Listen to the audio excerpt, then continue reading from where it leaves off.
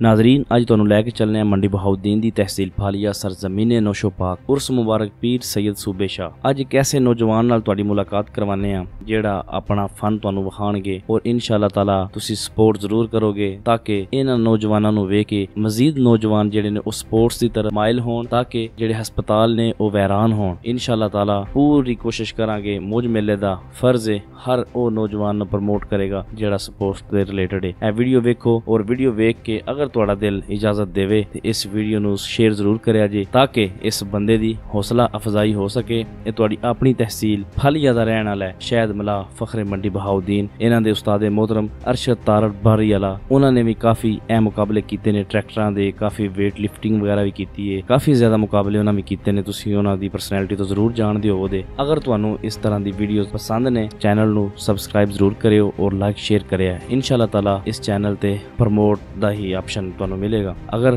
तुसी किसी भी किस्म की कवरेज करवाना चाहते हो तो मौज मेला टीम नाल तुसी रब्ता करो। इनबॉक्स च आ जाओ, कमेंट सेक्शन च आ जाओ, इंशाअल्लाह तुहानू फौरन रिप्लाई मिलेगा। बहुत शुक्रिया। मिलने हैं एक नई वीडियो नाल। जज़ाकल्लाह।